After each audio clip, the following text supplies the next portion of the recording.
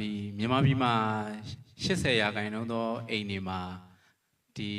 ဟိုဟာအိမ်ဆောင်နတ်တို့ဘာလို့ရှိရပါရှင်အဲ့ဒါဖျားလက်ထက်မှာရောရှိလားမသိဘူးရှင်ရှိတာပေါ့ဒါကတော့အိမ်ဆောင်နဲ့ဆိုတာရှိတယ်လေအိမ်ဆောင်နဲ့ရက်ွက်ဆောင်နဲ့မျိုးဆောင်နဲ့တောဆောင်နဲ့တောင်ဆောင်နဲ့ဆိုတာရှိပြီးသားလေဘုံမထဒေဝတာနဲ့အာကာသထဒေဝတာနှမျိုးခွဲတာ哦မြေမှာရှိတဲ့နတ်အကောင်းကင်မှာရှိတဲ့နတ်လို့နှမျိုးရှိတာ哦အဲ့တော့မြေမှာရှိတဲ့နတ်တွေထက်မှာရုပ်ကစုံနဲ့ပါတယ်အိမ်ဆောင်နတ်တွေပါတယ်ဘာလို့အနာတမင်တထေးရဲ့အိမ်မှာဆိုတာတကားဆောင်နဲ့တောင်ရှိသေးတယ်လေသူအနာတမင်တထေးကသူကတနေ့သူအကျွေးတွေပေးထားတဲ့ပတ်စံတွေကပြန်မရအောင်နောက်ဒီနှစ်ခေတ်လိုဘန်တွေဘာတွေမရှိတော့ရွှေအိုးတွေကိုလည်းသူကမြကန်းပေးနာမှာမြောက်ထားတာဆိုတော့အဲ့ဒါလည်းရေတိုက်စားပြီးပါပျောက်သွားတော့အဲ့တော့ဆိုတာကအနာတမင်တထေးစီးပွားရေးကျက်တဲဖြစ်သွားတယ်အဲ့တော့တန်ဃာတော်တွေကိုအနာတမင်တထေးကနေ့စဉ်စွန့်နေကတ်တယ်2000လောက်ထင်တယ်တန်ဃာ2000လောက်ရှိမှထင်တာပဲအဲ့တော့နေ့စဉ်စွန့်ကတ်တာကိုအဲ့နက်ကမကြိုက်ဘူးသူကနက်တိုင်းကောင်းတယ်မဟုတ်ဘူးနော်တချို့ကနက်ကိုကောင်းတယ်ထင်နေကြတာမဟုတ်ဘူးနော်နက်မှာလည်းကောင်းတဲ့နက်မကောင်းတဲ့နက်ရှိတယ်မိစ္ဆာဒိဋ္ဌိနက်တမာဒိဋ္ဌိနက်ရှိတယ်နက်မှာလည်းအဲ့တော့ဒီနက်ကသူကလှူတာနဲ့တော့တိတ်မကြိုက်တဲ့ခါကျတော့အနာတမင်တထေးကိုပြောတွေ့တယ်မလားတဲ့လှူလို့မွဲသွားတာပြစ်တင်တာလေလှူလို့မင်းအခုဆင်းရတာမလှူနဲ့တော့တန်ဃာတော်တွေဆွတ်မကတ်နဲ့တော့တကားဆောင်နက်ကပြောတယ်အနာတမင်တထေးကပြောတယ်မင်းဘာတူလဲငါဒီတကားဆောင်နက်မင်းငါအိမ်မှာနေတဲ့ကောင်ငါ့ကိုမြန်မင်းမလှူနဲ့ပြောတယ်မင်းငါအိမ်ကဆင်းနက်ကိုမောင်းချလို့ရတယ်နော်အနာတမင်တထေးကနက်ကိုမောင်းချလိုက်တာနော်ဒီနေ့ကတော့ပြောင်းပြန်သူကနက်ကိုကြောက်နေတာဟိုကနက်ကိုမောင်းချတာနော်ဟိုကသူကဆိုတကယ်ဆင်းရတာပဲဘာလို့သူ့အိမ်မှာနေရတာလေအဲ့တော့ကိုယ့်အိမ်မှာနေတဲ့နက်ကကိုယ့်ကိုဆိုတော့နက်ကိုမောင်းချတာပေါ့အဲ့တော့နက်ကနေစရာမရှိတော့အဲ့ကကြမှာကူပါကဲပါတော့ရားမင်းစီရောက်အဲ့ရားမင်းကဟဲ့ပြန်တောင်းမှန်လိုက်နောက်ပြန်တောင်းမှန်ပြီးလို့ရှိရင်သူအကျွေးမရတဲ့ဥစ္စာအကျွေးအောင်ပြန်လုပ်ပေးနောက်ပျောက်သွားတဲ့ရွှေတွေကိုပြန်ချပေးလိုက်အဲ့ဒါဆိုမင်းပြန်နေရလိမ့်မယ်ဆိုရင်အဲ့ဒါသူပြန်ချပေးရတာဆိုတော့ဦးသိပြောချင်တာကအဲ့တော့နက်တရားရှိပါတယ်ပေါ့နော်ရှိတယ်ဒါပေမဲ့ဟိုနက်တွေကိုကိုးကွယ်ရမယ့်အထက်မှာတော့မပါဘူးသိထားမှာနော်ကိုးကွယ်စရာတော့မလိုအဲ့တော့ကိုးကွယ်မှုနဲ့ပူဇော်မှုဆိုတာအဲ့လိုရှိတယ်အဲ့တော့လူလောကမှာလည်းဦးဇင်းတို့ဘာဖြစ်လဲကိုယ့်ရဲ့တကြီးပုံကိုယ်တွေကိုပူဇော်တာရှိတယ်လေတကြီးပူဇော်ပွဲလုပ်ကြရတယ်ကိုယ့်တဲ့ကြီးတဲ့အဖိုးအဖွားတွေကိုတူတန်းကြတယ်ကြောကြတယ်အဲ့တိုင်းပဲနက်တွေကိုဦးဇင်းတို့ဘာဖြစ်လဲဆိုတော့ဒီကိုးကွယ်တဲ့သဘောမျိုးမဟုတ်ပဲနဲ့ကိုယ်စီးပွားတက်အောင်ပုံစံမျိုးသူတို့ကိုကျွေးမွေးတာဒါရတယ်ဟုတ်တယ်လားလူလောကမှာတော့ဆိုင်ရာပိုင်ရာတွေကိုကျွေးကြသေးတာပဲကဲပေးကြသေးတာပဲဟုတ်တယ်မလားသက်ဆိုင်ရာတွေကိုအဲ့လိုပဲဒီနက်တင်ငါတို့ကိုကူညီကြပါစေဆိုတဲ့သဘောမျိုးနဲ့ကိုယ်စီးပွားရေးတွေကိုကူညီကြပါစေသဘောမျိုးနဲ့ပေးတာကျွေးတာကန်တာရတယ်ကိုးကွယ်လို့မရဘူးနော်ပေးကန်လို့ရတယ်ကိုးကွယ်လို့မရအောင်ပူဇော်မှုနဲ့ကိုးကွယ်မှုကိုကွက်ကွက်ပြပြနားလည်ဖို့တော့လိုတယ်နော်ရှင်များအားဆိုရင်ဖျားလက်ထက်ကဟိုဒီအိမ်ဆောင်နတ်နဲ့ဒ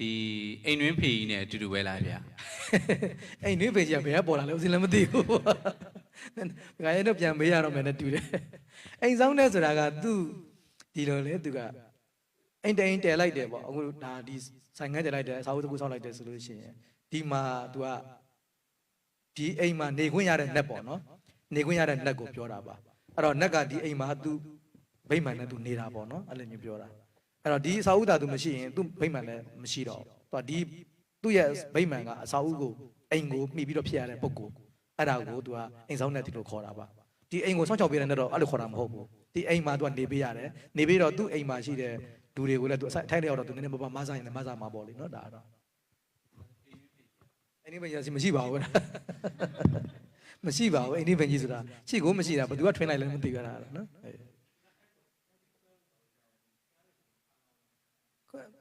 ခုနကဦးသိပြောသလိုပေါ့နော်မြန်မာနိုင်ငံမှာလေတော်တော်များများကဦးသိနေတာစိတ်ကူးရင်နေများတယ်သလားဟိုတကယ်ရှိတဲ့နက်တွေကိုကျွေးရပေးကမ်းရတာတန်တယ်ပေါ့နော်တကယ်မရှိဘဲနဲ့စိတ်ကူးရင်နက်တွေကိုပေးရတာကအလကားပဲတော့မတန်ဘူးပေါ့နော်အဲ့တော့ဦးသိချင်တယ်လေမြန်မာနိုင်ငံတော်တော်များများနက်လို့ယူဆတဲ့ဥစ္စာတွေကစိတ်ကူးရင်နက်တွေပဲတချို့ကအဲ့ဒါဆိုမေးတယ်အရှင်မြတ်နက်ကနာပွဲတွေမှာနက်တွေဝင်လာကြဘယ်လိုပြောမလဲပေါ့အဲ့ဒါကသူကကိုကဥမာကိုကြီးကျော်ဝင်ပါဟဲ့ဆိုတော့ကိုကြီးကျော်ဝင်ချင်မှဝင်တာဘယ်ကမကောင်းဆိုးဝင်မှမသိဘူးအဲ့ဒါisaသဘောလားမသိဘူ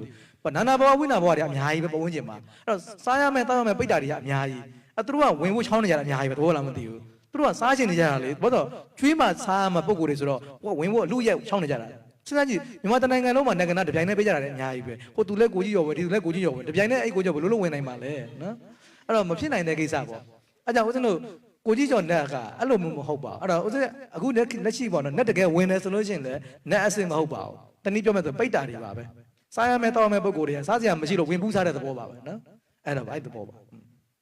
ါဒါဆိုရင်အဲ့စားမယ်တောက်မယ်နတ်တွေကိုကိုးကွယ်ရင်ရောတရဏဂုံအဲ့တရဏဂုံပြတ်တာပေါ့ကိုယ့်ရဲ့ဘဝအတွက်အားကိုးရအဖြစ်ကိုးကွယ်တယ်ဆိုရင်တော့တရဏဂုံပြတ်တယ်အားကိုးရမဟုတ်ဘဲနဲ့ငါ့ကိုတခုခုမစားပါသေးဆိုတော့စိတ်ကူးရင်နဲ့ပူဇော်တာကြတော့ဒါတော့ဟိုတရဏဂုံမပြတ်ဘူးပေါ့နော်တရဏဂုံတော့မပြတ်ဘူး အရှင်များအဲ့လိုပြောပုံရဆိုရင်တပည့်တော်တို့ဒီဟိုဘိုး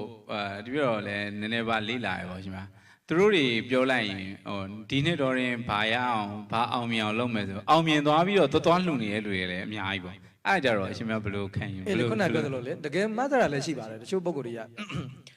တကယ်အစ်စ်ဆိုရင်ပေါ့လေအစ်စ်ဆိုရင်တော့တကယ်မဆရာတချို့နက်ကတော့တွေလည်းအတုတွေပေါ့လေဒါလိန်စားနေတာလည်းရှိတာတချို့အစ်စ်တွေလည်းရှိပါတယ်အစ်စ်တော့တကယ်နက်တွေလည်းရှိတယ်တကယ်လည်းကုညီပေးတာလည်းရှိတယ်လေ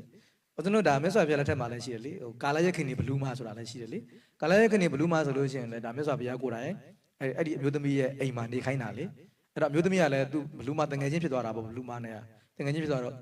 ဘလူးမကိုအိမ်မှာထားပြီးတော့သူကျွေးမွေးပေးကမ်းတယ်ဒါပေမဲ့သူအိမ်မှာနေရတာခက်ခဲရှိတော့ရွာထိပ်ကတစ်ပင်မှာသွားထားပေးရတာဘလူးမအိမ်မှာကြတော့မလွတ်မလပ်နဲ့နေရာချင်းကျက်တယ်အဲ့ဒါအဆင်မပြေဘူးဒါကြောင့်ရွာအပြင်ကတစ်ပင်မှာသွားထားလိုက်တယ်ဆိုတော့ तू ကလည်းနေ့စဉ်ပုံမှန်သွားပြီးတော့ကျွေးမွေးတယ်နဲ့ကွဘလူးကိုကိုယ်ကွယ်တာမဟုတ်ဘူးနော်ကိုယ်ကွယ်တာမဟုတ်ဘူး तू ကဘလူးကိုသွားကျွေးမွေးတာအဲ့တော့ဘလူးကလည်းငါ့ဘောကျေးဇူးရှိတယ်ဒီမျိုးသမီးရဆိုပြီးတော့ကျေးဇူးဆောင်တဲ့အနေနဲ့ तू ကမိုးကောင်းမယ်မိုးမကောင်းဘူးဆိုတော့ပြောပြပေးတယ်ဒီနေ့တော့မိုးကောင်းမယ်စပားကိုဘလို့စိုက်ဒီနေ့တော့မိုးမကောင်းဘူးဘလို့လုပ်ဆို तू ကပြောပြပေးတယ်အဲ့တော့သူ့မှာသူများတွေမှာစပားတွေပျက်စီးသွားပြီမယ်သူ့မှာမပျက်စီးသွားဘူးဒီလိုအကျိုးတွေရတယ်ဆိုတော့အဲ့ဒီဟာအခြေခံပြီးတော့ဒီနက်တွေကိုကျွေးမွေးပူဇော်မှုတွေဖြစ်လာဖို့ပေါ်တယ်ဦးသိထင်တာလေဖြစ်လာပါတော့အဲ့ဒီခါကျတော့ခုနပြောတော့တကယ်ဟုတ်တာလည်းပါတယ်မဟုတ်တာတွေလည်းပါကုန်ကြတာပေါ့နော်တကယ်ကတော့မဟုတ်တာတွေရောကုန်ကြတာပေါ့